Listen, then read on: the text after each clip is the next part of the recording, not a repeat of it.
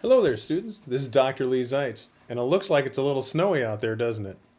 Well, today you were going to come in and we were going to have some time to work on our projects, basically some free time to make sure you're finishing up your interactive learning tool project in a positive manner. And some students had some questions, so I wanted to send out a video that has, some ideas in it, just kind of a closing, because remember your interactive learning tool is due tonight.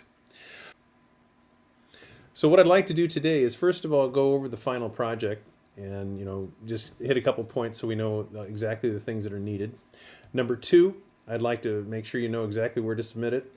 And number three, I have a couple examples. These are examples that are part of the examples that we provided on the website, and I just want to point out how people connected their materials there. So let's get started.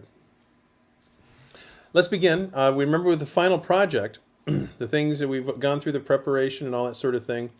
Down here, there are some specifications about what you need to make sure you have. And that includes, you want to make sure that you have the introduction and directions that are included. And that's either, that's typically done as part of the assignment itself, as far as the directions and things.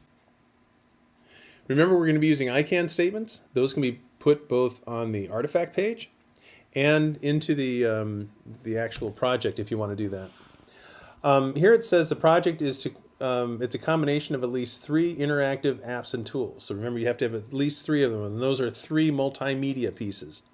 So that's something that you need to make sure you have addressed. Secondly, you need to make sure everything functions properly and it works right, because you're going to evaluate it on that. You want to make sure that what they're doing actually supports those ICANN statements you were talking about, and that everything looks good. So how do we go about submitting this? Okay, well, if we go over here, you'll notice that right here is the Interactive Learning Tool Assignment Submission Dropbox.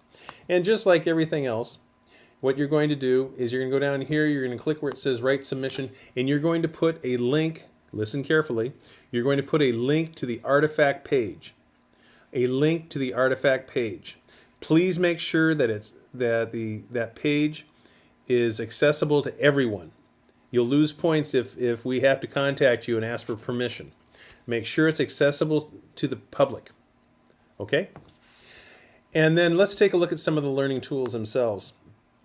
Actually, we'll go back here. Please remember that you have your examples are all here, and I would really go through and take a look at them again. Just final. I know you've done all the work. This is just how to put the final touches on it. And so what we'll do is we'll come down here. One of my favorites is the 3 branches of government. Open that up. Notice what it does. It takes you directly to this website, and it's to the artifact page. Here it talks about the learning tool. There's a description. There's a related instructional objectives. There's standards connections. They kind of put this in a 2-column format, which is okay. And so these standards are the standards of InTask. This one did not have the ISTE standards. You need to put in the ISTE standards as well. And then down here at the bottom is a link that goes directly to their website, the thing link. And over here is where they have all those directions. And then each one of these is a project for people to do. In other words, go over here, watch this video. Go over here and check out this page, another video on checks and balances. And go step by step by step. Okay? Another way we can look at this is if we go to, is the Welsh Workshop. Now notice what Mrs. Hall did on this one. She's got the description, she has the intended learners, the subject areas, the related instructional objectives.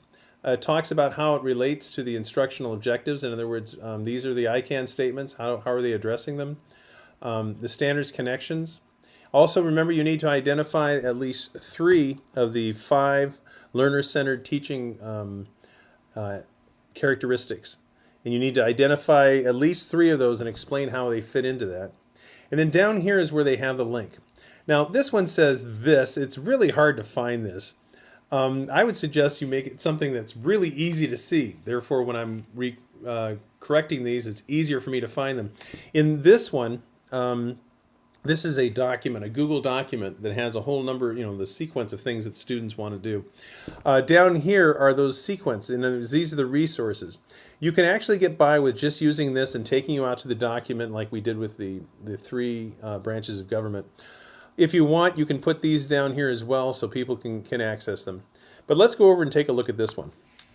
Now this is an interesting one because notice that what it did is instead of going to the page, it went to a place where you're going to take a copy of that page.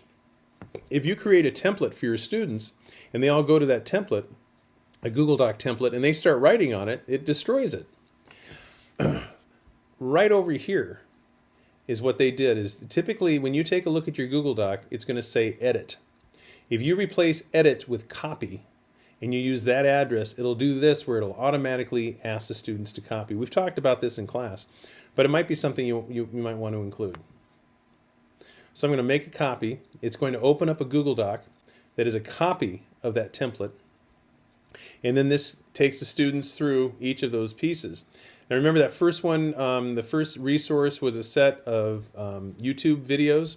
And here's that YouTube video playlist.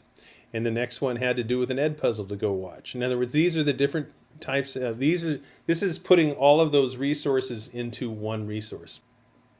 I hope this has been useful. We've talked about what's required. We've talked about how you're going to be putting a link from that artifact page directly into the submission box. And we've talked about the ways in which you're going to be connecting your actual learning tool to the artifact page.